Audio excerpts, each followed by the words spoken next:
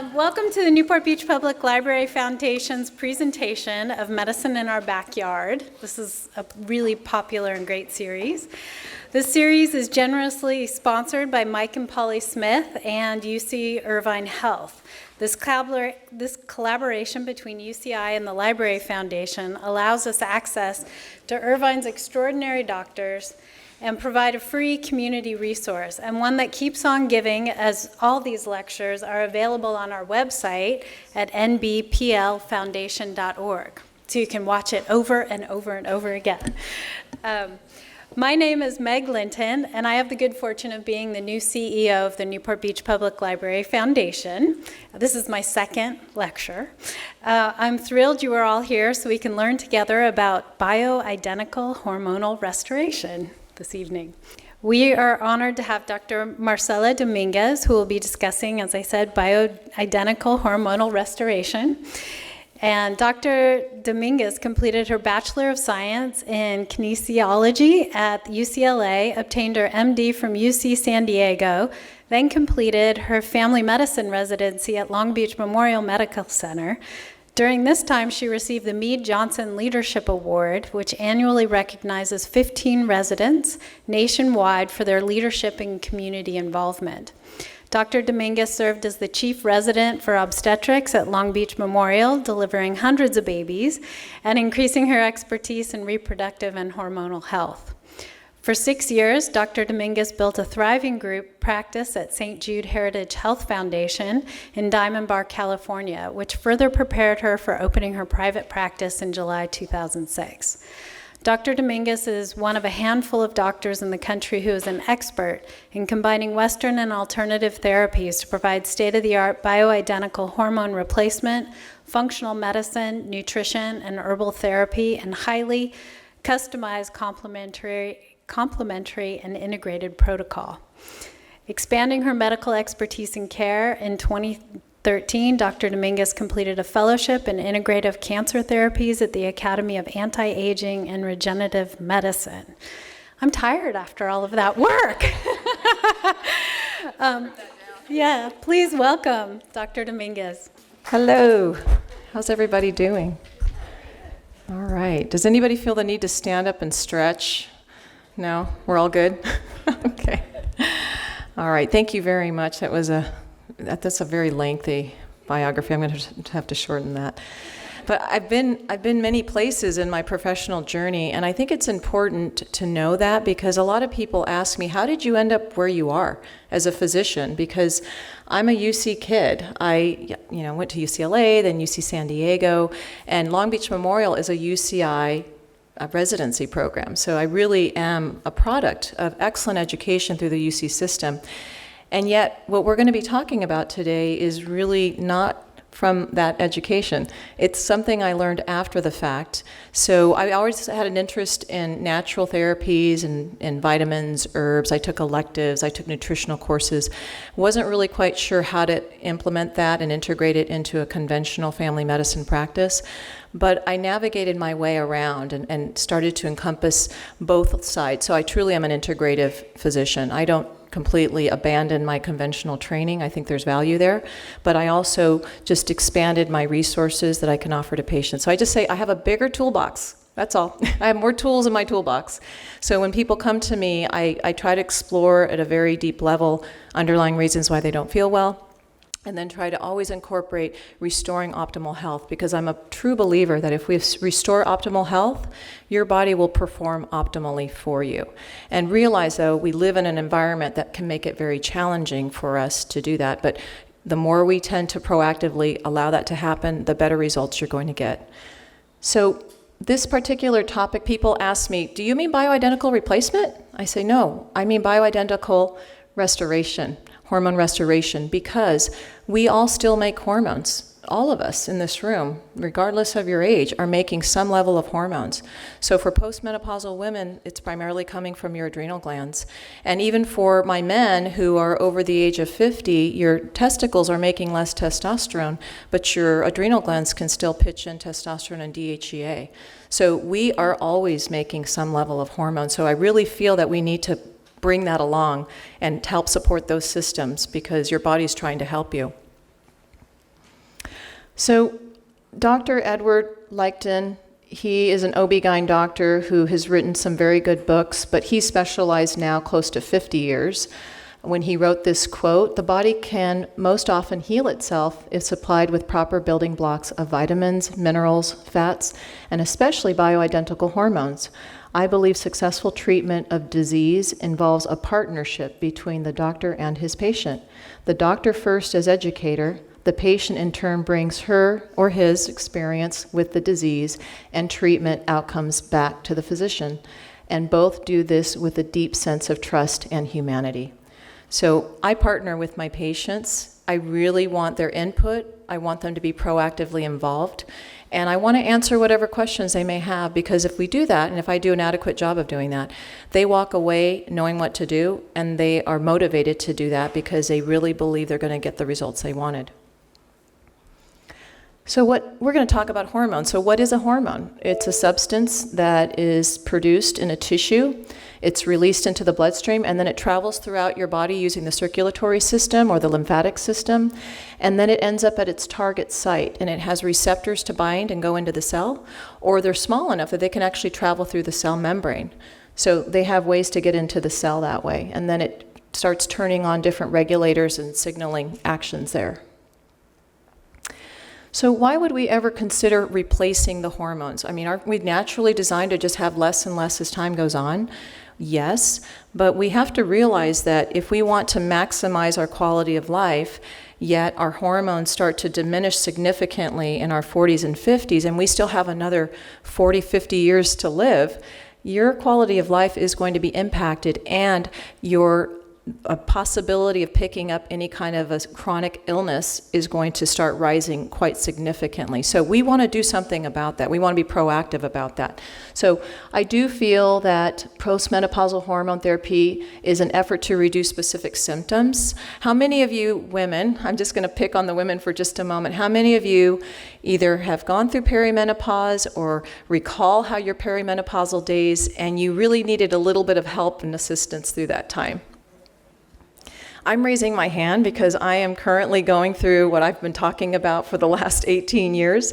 And yeah, I do my own little bioidentical hormonal restoration program because I'm kicking off those covers and it's hot and I'm sweaty and then I'm tossing and turning. I can't get a good night's sleep. And then my emotional lability is up and down. My heart will start to flutter from time to time. I'll hear a little jingle on the radio to work, like a commercial jingle, and I want to cry, over Pampers, diapers. I mean, this is silly. I don't do that, but I'm doing it now. So it's kind of an out-of-body experience, but it's all real. And I know that I'm at the time in my life that those hormones are changing, and these are byproduct symptoms. So we can kind of level off those big peaks and valleys and kind of make them smaller, but we have to do it in a way that's very safe too. So listed down here are some of the common symptoms that I was just telling you about. So it's intended to be kind of a shorter term course. At least the original thought was just to kind of take that tumultuous journey and kind of level it out a little bit, and then as soon as you start to feel better, we'll take them away. That philosophy has definitely changed. One of the most common questions my patients will ask me is, "Doctor, how long do you think I should take my hormones?" And that's a loaded question. Every year that I go to my bioidentical hormone lectures, or I read a new article, I read a new book, I'm always paying attention to that question, because it can change year to year and study to study and patient to patient. So I always tell my patients, the current literature, if you're doing it properly, using a biologically identical molecule of hormone versus something synthetic, using the lowest effective dose and having regular monitoring, and partnering with somebody who's well educated in bioidentical hormones, you probably want to stay on it for a long period of time, unless there's something that comes up in your health that changes that. So for me, knowing what I know, I will probably be on some kind of a bioidentical hormone restoration program for my entire life, because I want maximum quality of life and I want all of the preventative aspects that I can get that my body just can't give me. So, okay, so last 2 decades, more emphasis on preventative health benefits from hormone replacement, and women are living longer, men are living longer, and we really do not only want a better quality of life, we demand a better quality of life. And I think all of us should be trying to achieve that at no compromise to risk factors for health, illness, and disease in the future. So I always like to bring in some medical history. I was just sharing with somebody earlier that I'm a bit of a medical nerd. Whenever something happens in medicine, I kind of want to go back and find out, how did we get here? So I'm going to take you all the way back to 1889. Just really quickly, I'll bring you to the future or to the current in just a little bit here. But in 1889, there was a physician who self-administered testicular extracts and felt rejuvenated and claimed females would feel the same with ovarian extract. So the idea was planted there. In 1897, British article stated that ovarian extracts can help women with hot flashes. So back in these days, you had extracts from organs, and these extracts from these organs came from an animal. So it can come from a pig, or it can come from a cow. I would say pig and cow. So bovine for cow and porcine for pig would be the most common ways that you would extract these hormone molecules, and you would just purify them out, and then you would give them back to the patient. So 1927, we've got the first American patient who was treated for menopausal symptoms using cattle amniotic fluid. So with the same concept that they're going to extract some hormones from that. 1929, we've got a molecule of estrone, which is one type of estrogen your body makes, and it was isolated from a pregnant woman's urine. And I have something to say about this because in China, thousands of years ago, the Chinese women, elderly Chinese women, would drink the urine of the younger Chinese women. And the concept was that their urine is very rich in estrogens. And these women benefited from that. That was just, it could probably still be in practice now, but it was definitely the norm to do that. And so I just find that really fascinating, and it makes sense. 1934, we've got progesterone, which is another sex hormone molecule. These molecules, by the way, they're made by men and women. Women obviously make more estrogen and progesterone, but men do make these as well. And there are men that want to make sure that they're getting a little bit of progesterone production for its protective aspect against prostate cancer. And estrone can be made in abundance if you carry a lot of midsection weight. So both men and women do that, but a lot of men might carry their weight in their midsection, and they're going to be converting their testosterone over to something like estrone, and that may not be such a good idea. Okay, 1936, we have ovarian hormone isolated from tons of pig ovaries. We're talking buckets and buckets of pig ovaries here in order to isolate a small volume to serve a very few number of patients. I know, it's so sad, little piggies. Anyway. So that's not going to be practical, but they did it. Okay, 1941 comes along and they say, this is not practical, but Ayerst, who, by the way, Ayerst is a pharmaceutical company that's still around. They created estrogen from pregnant mare's urine. It was less volume, water soluble. They didn't need to go through this laborious process, and it was approved. It was called Premarin because it stands for pregnant mare's urine. In case you ever wonder where they got Premarin from, that's what it is. It was approved for use in Canada in 1941, and in 1942 it was available in the United States. So Premarin gained popularity when Dr. Robert Wilson, who was a physician, I believe he was an obstetrician, gynecologist, he wrote a bestseller called Feminine Forever in 1966. Okay, so when he wrote this book, he basically said every woman needs to be on Premarin. And yes, he was financially supported through Ayerst to write a book like this. It was part of the marketing strategy to sell Premarin. So anyway, this was back in 1966, and they learned probably within about 5 years, it wasn't that much time, I don't know the exact date, but unopposed estrogen use. What that means is giving a woman who has a uterus Premarin or estrogen only, you're going to grow that endometrial lining, the inside of the uterus, and then they started to find that there was a very high correlation between using Premarin and severe breakthrough uterine bleeding, and then there was an increased risk of endometrial cancer. So to counterbalance that risk, Wyeth Ayerst partnered together and they made a product called medroxyprogesterone, that's called Provera, and that they partnered so they took Upjohn's product, medroxyprogesterone, and added it to Premarin. And this created the product called PremPro to address this risk of bleeding and uterine cancer concern. So back in 1941 and 42, when Premarin was now FDA approved, so it had been approved 30 years prior to any formal studies being done on it. I find that quite fascinating. That would never happen these days, but that's what happened then. So this is when the first qualitative analysis of Premarin occurred 30 years later in the United States, and other studies were done around that time showing that there were 10 different estrogens present. There are actually many more. So a pregnant mare's urine and the variety of estrogens found in it do not match your body. Okay, they're very different. So whenever people say to me, isn't a hormone, and does it really matter, if it comes from an animal or if it's slightly altered? And I say it really does matter. Here's a perfect example of that. So you have a molecule, these are bioidentical molecules that our bodies make. Here's a molecule of testosterone, and here's a molecule of estradiol, another form of bioidentical estrogen in the body. And there is an enzyme called aromatase that converts the two. Look at how similar these two are. You have a double bond oxygen here, and you have a single bond OH, and then up in this area you have an OH, and then you have the same, but it is probably one's pointing into the projector screen and one's pointing out of it. And then you have the CH3 group, methyl group, and you don't have it here. These look very, very similar to each other, but these two molecules could not do the most polar opposite things in your body. So when people say to me, well, Provera or progesterone, what does it matter? They're pretty close to each other. And I say, well, I will grant you that they both have the ability to hook onto that receptor and get into the cell. But the progesterone molecule has the map to navigate all the different places to go.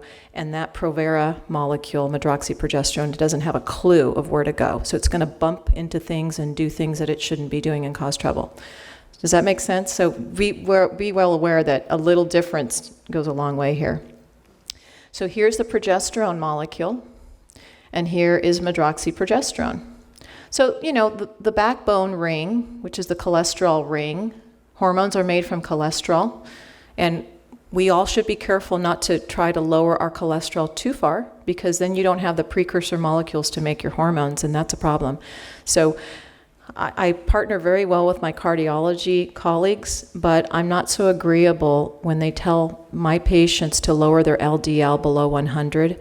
I have a real problem with that, because the precursor molecule for sex hormones is the LDL cholesterol molecule. So you have to take each person individually, but I don't think that we should make a blanket statement there. So, bless you. Okay. Oh, that's an important slide. Does anybody in the audience have any of these symptoms? Or does anyone have all of them? Oh boy, I have a lot of these right now. But I will tell you, it makes a big difference when you take the right hormones and the right supplements and the right lifestyle too. I mean, I had to make some adjustments to my lifestyle in order to balance my hormones a little bit better. But this is just a selection of common symptoms that you can have when your hormones are not balanced. So there are many more, but these are the common ones.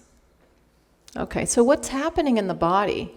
Well, what we know is that as time goes on, your hormones do become more imbalanced, and that has to do with the fact that physiologically, your ovaries and your testicles cannot make enough hormones to supply the demand.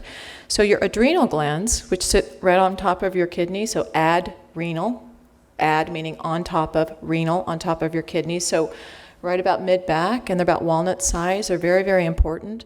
They have the ability to make sex hormones, and they get recruited big time during this transition time. So for women, perimenopause, and for men, it's andropause. You do have a transition time in your lives too, men. So we all go through this transition period where the demand is higher than the supply. Our adrenal glands try to make up for it, but we tend to live in a chronically high stress environment. So now you're asking these already tired adrenal glands to do one more big thing. Imagine how that might feel. If you work at your job, and I'm going to use my UCI friends in the back because they told me that 2 ladies went out on maternity leave recently and they hired 1 extra person. So everybody's going to have to work a little harder, and they're already working really hard. I'm sure that doesn't come across great. You're like, all right, good to do this for 4 months. But your adrenal glands are going to say the same thing. I'm already really busy managing your day-to-day stress and your week-to-week stress. I'm trying to help control your blood pressure. I'm trying to control your electrolytes. I'm trying to support your immune system. I'm trying to balance your sugar. And now you're asking me to make more sex hormones? What's going on here? So, they're not too happy about it. And they try their best, but they also cannot satisfy that demand. So you can understand that if you lower your stress and balance your life a little better, your adrenals can help you a little bit more. And you can take some adrenal supporting natural herbs and vitamins. You'll be able to help yourself a little bit more. And there are patients I see who refuse to take any hormones, any prescription hormones. They want to do it all naturally. So we can do that. There is definite improvement by putting together the right program for yourself. So other disruptive factors here down below are things in the environment that can disrupt hormones, plastics, chemicals, toxins. These are all commonly found in our world. You can take things into your body that can cause inflammation, the things that you're consuming in your diet, the toxins in your air, water, and soil. And if you're taking synthetically altered hormones, like we were showing you with that Provera molecule before and the Premarin. If you get UV rays that can cause DNA damage, either from sun or microwave, electromagnetic frequency waves, those would be things like your microwaves and your cordless phones, cordless anything, your cell towers. All of these things are giving off very damaging energy that can cause DNA damage. You can have nutritional insufficiencies, and you can be eating foods that have been depleted in the soil because the soil has been used over and over and over again. And not only that, but we're adding insecticides and pesticides and fungicides, and we're spilling all of that into the soil, so your food ends up being nutritionally depleted. You could be taking medications. So even if you have a blood pressure medication, a cholesterol lowering medication, a proton pump inhibitor to lower your acid because you suffer from reflux, all of these drugs in combination, and now you're going to throw in a hormone, it's not a vacuum that you're throwing that hormone into. It's going to have to be factored in, and your liver and your kidneys and your digestive system are going to have to deal with that. So you do have to factor all of these things in. Okay, so perimenopause, as I mentioned, is a time, at least for women, that we are going to notice, most of us will notice some change. Even if you go through this very smoothly, you will notice that there's a change in your menstrual cycle. You'll probably notice a little bit of change in your sleep pattern and your ability to handle stress. You might start to develop a couple of headaches, which you've never had before. So it could be mild, but you might discover that your body does show you some symptoms. So on average, about 46, between the ages of 39 and 51 would be considered a normal range. There are people who are outside of that range. And it usually lasts for about 5 years. So that's a long time to feel pretty badly if you're having a lot of symptoms.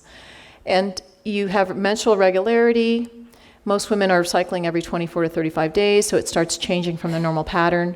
And you start having estrogen levels in the form of estradiol and estrone. They start to become erratic.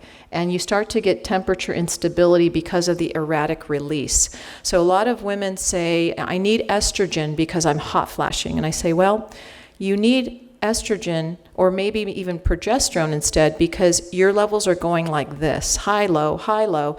I need to level you out. Once I level that level out, whether it's with something natural or with progesterone or maybe a little bit of estrogen to kind of take over that, you won't have this erratic cycle. Therefore, you won't have these crazy temperature instability changes.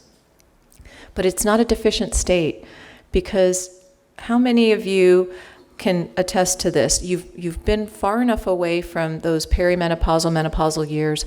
You're not making hardly any estrogens on your own anymore, and you don't continue to hot flash, right? It tends to go away with time. So if it truly was a deficient state, you would be having terrible hot flashes until your last days, and that doesn't happen. Okay, so we've got a couple other hormonal changes with perimenopause. FSH and LH go up, and you cannot ovulate if your FSH starts to get above 20. So whenever women, you go to your OB-GYN doctor or your family doctor and you say, am I really in menopause? I want to know. They might send this level off. And we use by definition anything over 25 to be a definition of menopause, at least by lab. It might take you a while to stop bleeding. And once you stop bleeding for 1 year, retroactively that date, 1 year prior, is your menopausal date. So it is a retroactive definition that way. You have a change in your sex hormone binding globulin. This binds up some of your free-floating sex hormones. And when you don't have as much of that floating around, you can have some of your male hormones floating around a little bit more. And we start to develop whiskers. How many of you have little whiskers? I do. Yeah, so that's part of the reason. And so there is an explanation for that. Your adrenal glands start to produce something called androstenedione, which is the molecule that can turn into a form of estrogen called estrone and testosterone. And then the adrenal glands over time, just as part of the aging process, they stop making a hormone called DHEA, or dehydroepiandrosterone. You never need to know that, but in case you want to know it, that's what it is. It's a male type hormone and it can make testosterone. So for my male patients, I do check their DHEA levels as well as my female patients, but a lot of the time I'll give my male patients a nice healthy dose of DHEA because they're coming in with low testosterone symptoms.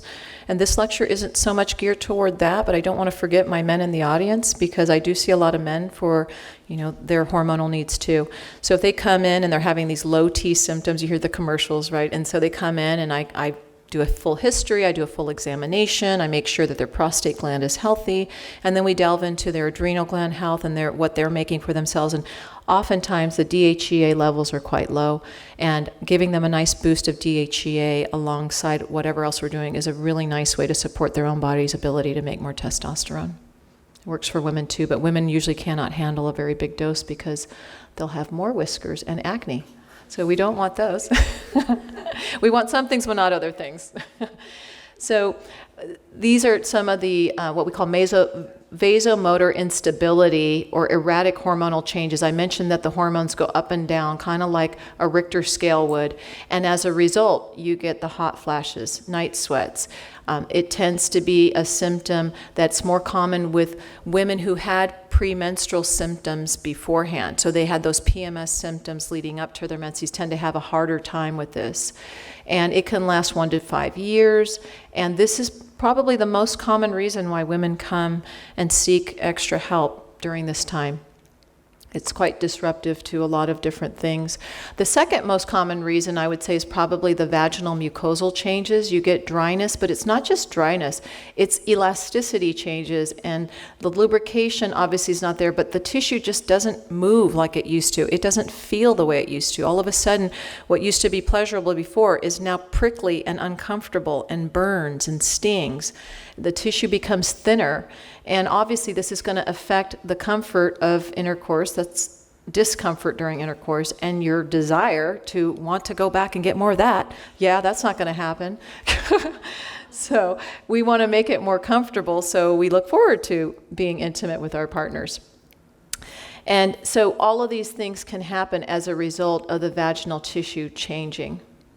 And this is something important. A lot of women will get urethral irritation, and they will complain that they're having recurrent bladder infection symptoms, and yet we check a urine sample, there's nothing there, nothing's growing.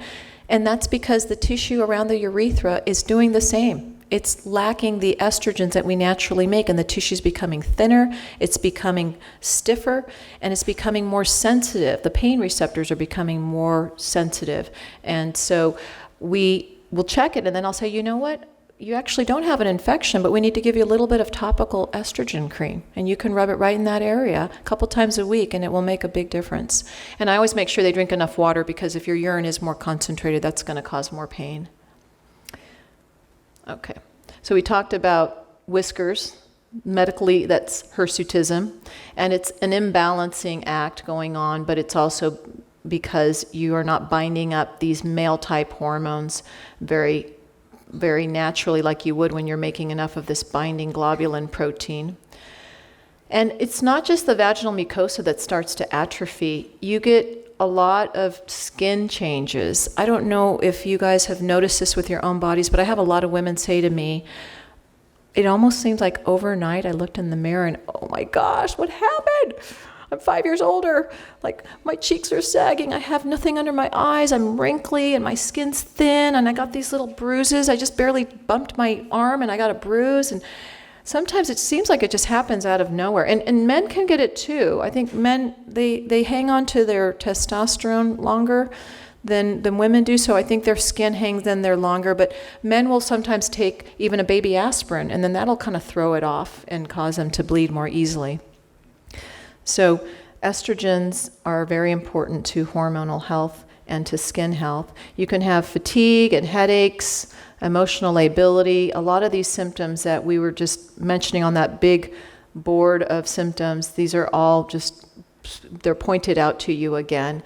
And I don't know about any of you in the room, but this is a very common symptom, the memory and cognitive impairment, what we call a brain fog. You just don't feel as sharp. You don't feel like you can multitask as much. Names, numbers, very kind of specific events that happened recently, like within the last 24 to 48 hours. Like, you're sharp as a tack 5-10 years ago, but when you start asking what you had for breakfast yesterday morning, you're like, I don't know, did I have breakfast? Did I eat? Where did I go this past weekend? It's only Monday, and I don't remember where I went on Saturday. So these are common symptoms because your brain absolutely needs hormones to work properly. So for men, we have andropause. I mentioned that. That's kind of the medical terminology we use. And their hormonal changes can occur in their 40s and 50s. Sometimes this is what can lead to what we call a midlife crisis, where men are kind of wondering what their purpose in life is, or they want to start doing something different. It could very well be related to their hormonal changes in their body. Their testosterone starts to decline, their DHEA starts to decline, and they can also have low libido. They can start to notice erectile changes. And the erectile changes are usually, and the libido issues are a big reason why they seek medical care. And a lot of my male patients that I do see will share with me that they started off seeing a male provider first. They were more comfortable. But then they're comfortable coming to see me because I'm seeing their wife, and their wife is getting quite frisky. And their male partners are like, I'm tired. I want to go to bed. So I tell their wives, I'm like, send your men in to see me. We're going to get you guys on the same playing field again. So this happens, but I'm very comfortable talking about these kinds of things with my patients. I feel like my men are very comfortable sharing. And, you know, it's interesting. I get a lot of information back from my couples. And one of the things I hear sometimes is like, so when's the last time you guys were sexually active? Like, I don't know. It's 5-7 years. And you know, I'm looking at them going, wow, that's a long time. I mean, did you have a healthy sex life before? Yeah, but, you know, we just started doing other things, and it just kind of fell to the wayside, and time kept going on, and now more time is going on, and we just don't do that anymore. And I just like, I said, is your husband or your spouse okay with that? Well, I think so. I said, well, I'm here to tell you that, you know, being intimate with your partner is a healthy part of a relationship. So we should kind of delve into this a little bit. Let's kind of go back in time and find out where this all started. And so we kind of delve into it a little bit better, a little bit more. And the couples I've been with for a long time, they're very happy that we're kind of exploring that together. It's a very non-threatening environment. And so I feel this is a very important part of a relationship. Okay, so menopause, we kind of talked about menopause already. We talked about the fact that around age 51 is when most women go through it, but you can go between 46 and about 55. And the daughters who had, daughters of moms with early menopause before 46, they also can tend to experience early menopause. And some of the things that can affect early menopause include smoking, not being well nourished. And this isn't just because you don't have access to food. A lot of females, when they were younger, teenagers, young adults, you know, they struggled with some eating disorders, and this can come back around. So it's important to get that history and give that history if you're in the audience talking to your doctor. Eating a vegetarian diet and then being on the thin side, body fat less than 10%. Could be for men or for women. I tend to see it more in women. Okay, so when you're menopausal and when you're going through andropause, your adrenal glands are going to be the primary source of hormones. estrogen, progesterone, and testosterone, and DHEA. And your adrenal glands make 70% less DHEA of a young adult by the time you're 10 years post-menopause or about 10 years post-andropause. That's a tremendously significant decline in your DHEA. And DHEA, I told you earlier, can make testosterone, and it can make all of your estrogens. So there's estrone, estradiol, and estriol. Those are the three kinds of estrogens. And it can also make cortisol, and it can also make what we call glucocorticoids and mineralocorticoids. These are steroid hormones in our bodies that help us with sugar balance and electrolyte balance and blood pressure balance. And some women will say, I'm starting to feel a little bit lightheaded or dizzy. I mean, I kind of feel like I'm kind of free-falling there for a moment. And that could be the fact that the adrenal glands are trying to make sex hormones, but they're also needing to make these other steroid hormones that have to do with blood pressure control. And a lot of women go into this time period and they're on the low normal side of blood pressure, which is healthy, but they don't have any reserve when they get to this point in their life, so they might feel that change. So some of the long-term health risks if you're a menopausal woman is you have an increased risk of cardiovascular disease. Menopausal women now match men as far as cardiovascular disease once they go through menopause. They have an equal likelihood of having blocked vessels, having a heart attack, ending up with congestive heart failure equal to men once they're in menopause. Osteoporosis or bone loss, that puts you at very high risk of having a premature and pathological fracture. And then cognitive impairment. So you have cognitive changes that become very medically concerning that we can actually identify as mild cognitive impairment. Then that can lead on to moderate impairment, and then that can lead on to stages of different forms of dementia. So it is progressive, and it is important to pick up on these changes earlier than later because there's more that you can do about it, and you can really make some changes early on that are reversible. So estrogen plays a lot of different roles, important for ovulation and reproduction. It tends to naturally lower blood pressure when you have a healthy lining of your uterus. And it can help with the collagen in your skin. It can help build bones in the form of reducing bone loss. And it can help absorb calcium from your digestive system. And this is an important factor because people will take estrogen and say, I'm building up my bones to prevent bone loss, osteoporosis. I say, well, estrogen helps to reduce bone loss, but you need progesterone, testosterone, and DHEA to actually build healthy bone. So they all complement each other in different ways. Protection against cardiovascular disease helps to maintain the vaginal mucosa, and it helps to favorably change the different types of lipid molecules that are concerning for cardiovascular and cerebrovascular disease. I don't think I have it on this list, but when I'm all done with this, there's one more thing I wanted to add as far as a benefit that I just discovered in my literature search earlier today. So it does decrease the risk of stroke, and this is with people who do not have, when it's applicable for people who don't have a history of prior stroke, and it does matter by age. And the Women's Health Initiative study that was done way back in 2002, that kind of put concern in all of our minds as far as taking hormones and risk for breast cancer. One other thing that came out of that was that women did not have any improvement as far as stroke was concerned. In fact, they might have seen a little tick up. So they were quick to say, well, see, hormones aren't good for our brain. The population of women that were studied were an elderly population of women, and there was a long period of time from them going from menopause into taking the hormones. So you can't really use that data to make these comments. There's a lot more studying done and a lot more articles that have been written that actually show that there is benefit.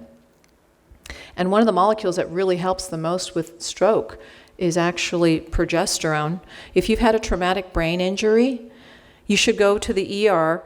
And I'm just kidding about this. If you go to an ER of the future, they'll give you IV progesterone when you go in with a traumatic brain injury. So if you bonk your head and you need help in the ER, progesterone given right away makes a huge change, reversible changes. And yet we don't do this in the current emergency room. But the emergency room of the future should really have that on hand for people.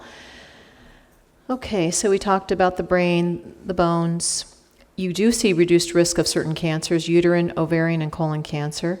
I'll talk about breast cancer in a moment. Eyes, cataract risk seems to go down.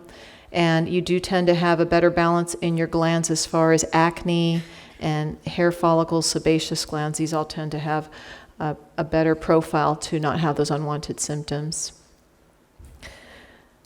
So one thing I didn't have on that list that I want to mention right now, so I found an article, November 2018, it was published, and it was a 20-year follow-up study of a large population of women, menopausal women, and what they found, no one's ever studied lung function and estrogen to see if there's a correlation, and what they found is that the women that were given estrogen replacement, and I don't know what kind of molecule of estrogen, okay, so I'm just giving a general statement about estrogen. Those women that had estrogen compared to those that didn't take estrogen had a slower decline in lung function than those that didn't take it. And then also, if you took it for 10 plus years, you had an even less decline in your lung function. And lung disease and anything having to do with lung disease is the fourth killer in the list of mortality, causes of mortality. It's number 4. So it doesn't really get talked enough. These are not with people who smoke. These are just in general. So your respiratory system can be quite significant to your health outcome. So I found that very interesting. So progesterone has a lot of benefits too. And, I'm just going to tell you that progesterone stands for progestational hormone. So one of its main goals is to allow for pregnancy. So I see women who try to get pregnant, and the first thing I want to know is what their cycle is doing and whether they're making enough progesterone, because you can fertilize an egg, but that egg is going to come along and implant on the lining of the uterus, and there better be enough vessels and vascularity in that lining to grab that fertilized egg and allow it to get the circulation it needs. So if there's not enough progesterone around, that's not going to happen. So it is very, very important, and that's what I was talking about here. It's also very important. It's a natural anti-anxiety and natural brain function supporting hormone, and it tends to balance out the estrogen in many different ways, and it also helps at the breast. So when you have enough progesterone, it helps your breast tissue mature and differentiate. So it tends to be protective against things like breast cancer and abnormal breast tissue changes.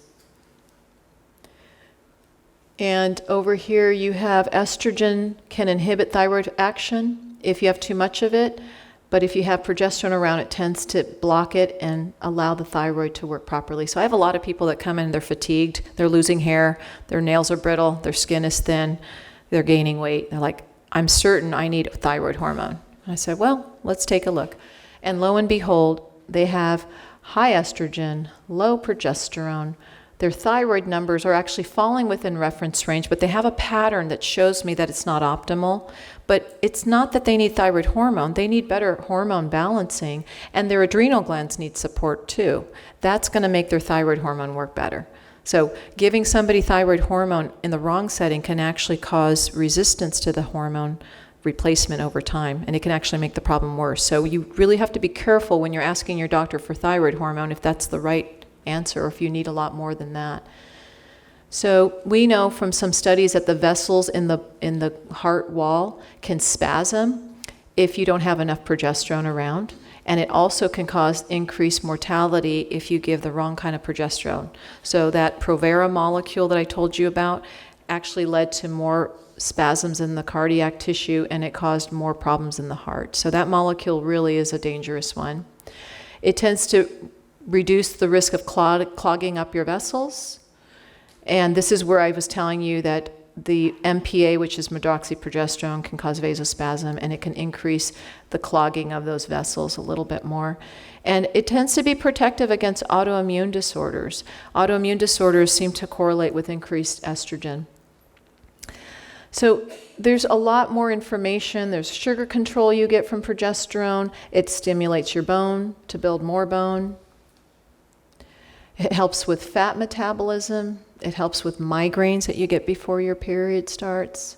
It helps to protect against some of the cancer-promoting genes. It helps to stimulate that to protect you. And it also tends to help you with your facial acne and whiskers. It tends to help reduce prostate cancer. And if you don't have enough progesterone, you can have a lot of these symptoms. In other words, the opposite of its benefits. All right, so testosterone, very helpful to the body. Men make it from the testicles, women make it from the ovaries and adrenals. And it's an anabolic steroid. It helps us build muscle. It helps us be strong. It helps us improve protein. And it helps us with libido and erectile function. And I found this very interesting. I don't know if you have children, but before puberty, boys and girls have the same low blood levels of testosterone. Not until puberty that they change. And I found that interesting. I have 2 kids that are about 19 months apart. And when I read that, I was paying a little bit closer attention to them as they were growing. And I would say that, yeah, they're both kind of androgynous up until about 11. Then all of a sudden they went their own ways. Okay, so again, testosterone just provides many different things sexually. It helps to control blood flow to the penile corporocavernosa area to help with erections and engorgement, in the clitoral area as well, helps to improve muscle size and strength, and reduces adipose cells around the breast and abdomen. So a lot of men that are having extra weight around their bellies and they have low testosterone, I have a pretty low threshold to give them some testosterone to help them with weight management. And we do other things too, but that does help them. And, builds bone, improves some of the cholesterol markers, improves sugar, improves mood. And so anyway, bioidentical hormones, this is kind of an explanation of why you would use bioidentical hormones. They're biologically the same as what your body makes. Why give something foreign and different when you can actually give what your body is used to seeing? And in Europe, it's actually been used over 60 years. That's what they primarily use. And that progesterone molecule I was telling you about is banned in Europe. You can't even get it. In some parts of Asia, you cannot get it either. So why we still offer it in this country? Big pharma. But you can choose not to take it, so that's good news. All right, so the WHI scared 2002. So Women's Health Initiative scared all these women. This is July 2002. I was the only female doctor in my all-male practice. And all of these women came rushing to see me when all of their doctors cold turkey stopped their hormones. And these women were very symptomatic. They had been taking hormones for a long time. And they came to me and they said, I don't care if I get breast cancer in 5 years. I'm ready to kill my boss. I'm ready to kill my husband. I'm ready to kill my kids. You better give me my hormones back, or there's going to be some serious issue here today. I'm like, okay, I get it. I was like, I don't know how old I was. I was 32. I was not having any hormonal issues in my life, but I was really impressed by the fact that women needed an answer. So the first thing I did was I dropped their original dose down by 50%. I said, okay, less is probably better, and then let me navigate my way around your choices. And that's when I learned about bioidentical hormones. I didn't even know from my conventional training what it was. And you may find that when you talk to some doctors, they're going to say, I don't believe in bioidentical hormones. And I say, okay, this is not a religion. This is not a belief system. This is biochemistry. Bioidentical hormones are chemistry, biochemistry. These are molecules we make. Yes, I understand we weren't taught the difference in our conventional training, but there is a difference. So this is just a lot of information about the Women's Health Initiative. And there were multiple flaws. I had mentioned to you earlier that there was an elderly population of patients. These are women who had not taken any hormones and now they were put on hormones. And the group that was most at risk, that had to stop early, were the Prem-Pro group. So the Premarin plus the Provera. The Premarin only arm, which were the women who had hysterectomies, that study continued to the very end. And there actually was not an increased risk of breast cancer, even with the synthetically altered Premarin. So really, the medroxyprogesterone ended up being the most problematic part of this study. But since then, we've had a lot more studies. And what we do know is that there tends to be a trend up here that there's protection against a coronary heart disease that was observed in both studies. And over time, participants discontinue their medications, consistently increasing rate of 50% non-adherent treatment by end of study. So in other words, about 50% of the people who enrolled were not adherent. So now we're looking at the 50% that continued. That's a huge population bias that wasn't even factored in originally. I mentioned that it was an older menopausal woman with a big gap between hormones, and many conclusions from this study can be applied to a specific group of women, but not all women. And the world literature, there's actually 51, there's more than 51 studies. When I did this slide presentation, this was out until about 2014, and we have more. But what we do know is there's a right time to start hormones. There's a right length of time to be on hormones. There are definitely things you should not be doing while you're taking hormones. And there was no effect if somebody had a family history of breast cancer of whether or not that particular patient can take it. So if you hear, well, my mom, my sister, my daughter has a history of breast cancer, what about me? The answer is, well, I'm going to take you individually and find out what the link is, because a lot of the time it's not genetic. 90% of the time it's not genetic. So there is a lot of flexibility for the patient that's sitting in front of me that I can offer them some hormonal restoration. And so all of this tends to give us a lot of very helpful information instead of this very dangerous statement that you cannot take hormones, they're going to cause cancer, they're going to cause a stroke. Those kinds of comments they're not true. And so a lot more information about the Women's Health Initiative and breast cancer risk. And I just want to summarize that based on all of the data that we have, it says here that I mentioned before, epidemiological data indicate that a positive family history of breast cancer should not be a contraindication to the use of postmenopausal hormone replacement therapy. Women who develop breast cancer while using hormone replacement therapy have a reduced risk of dying of their breast cancer, likely because increased surveillance and early detection and an effect of pre-existing tumors, so that tumors appear at a less virulent and aggressive stage. So there are things that you can come down with, but when you have the hormones, it tends to be more favorable. But also the literature does seem to support that there is not an increased risk with bioidentical hormones, but that data is limited in this country because Big Pharma doesn't make bioidentical hormones. Compounding pharmacies make it, and you can buy some of it over the counter in the form of progesterone topically. Okay. So again, I want to draw this, I want to talk about this. So literature sufficiently strong enough to share with patients various explanations for reports regarding breast cancer and hormone replacement therapy, and helpful to emphasize possibility that studies reflect effect of hormone replacement therapy on pre-existing tumors, and that hormone users who develop breast cancer have a reduced risk of dying of breast cancer because their tumors are better differentiated, they're more localized, and they're smaller. So this is taken from Dr. Spiroff is kind of the textbook guru, and he's very conservative when it comes to answering the question of whether women can take hormones and the risk for cancer. And I liked this statement because he's basically saying, yes, have the conversation with your patients. They should know that, taking hormones does not lead to dying of breast cancer. You need to take each patient individually and talk to them. So bioidentical hormones come in many different ways. You can have a slow release capsule, a vaginal cream, transdermal creams to put anywhere else on the skin, gels, patches, injections, sublingual drops and troche and pellets. Men have injectable forms. They have topical gels, and they have injections of testosterone, and they have pellets. Those would probably be the most common delivery methods. Men will usually maybe start with a topical gel, and they feel they want better results, so we'll go on to injections about once a week, and then they get tired of injecting, and then they'll go on to getting pellets a lot of the time, where we insert it just underneath the skin, and it slowly releases over the course of 3 to 4 months. So they just have to come in about 3 to 4 months to get that done.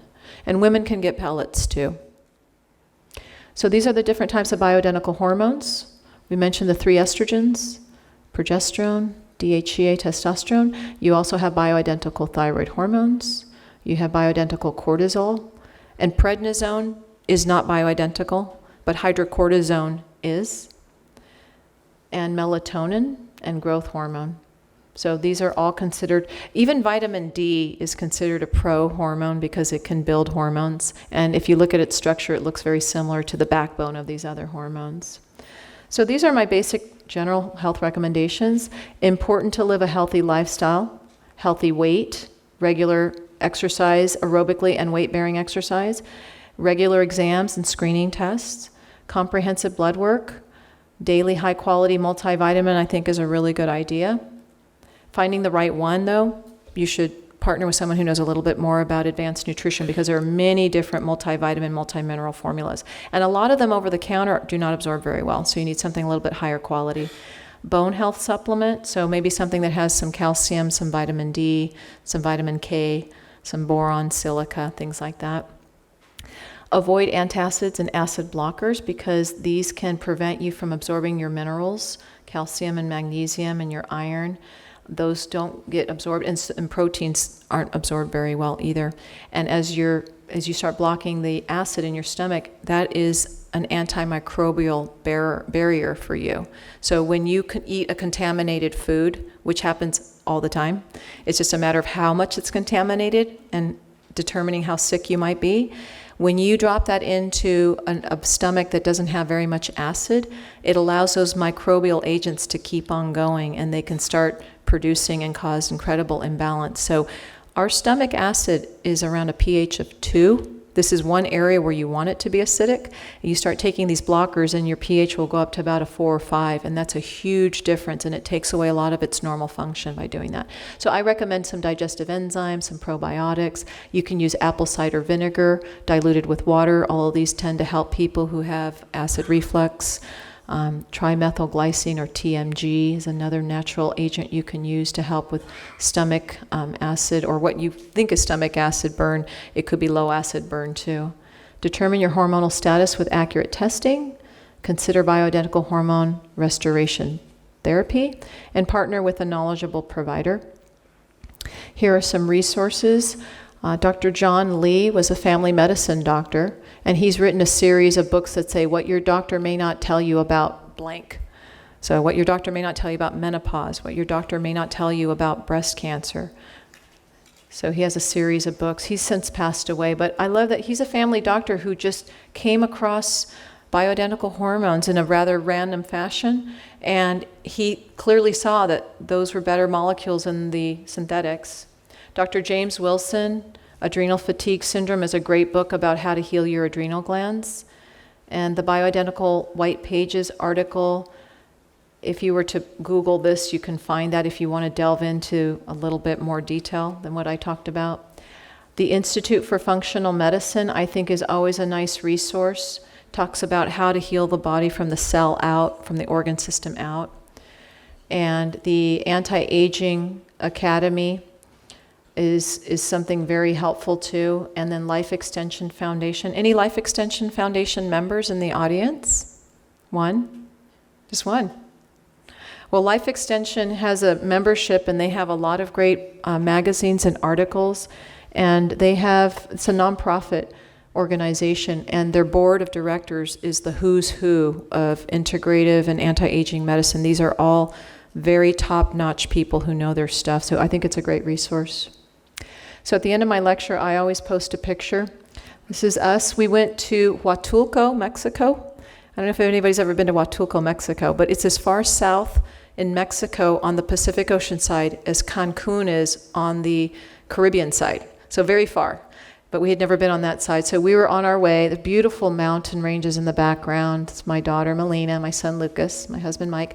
So we were on our way to a beautiful waterfall, Las Brisas waterfall. And we just had a wonderful time getting there. And we had a wonderful day. And it was a beautiful vacation. But it's a nice place to visit. So,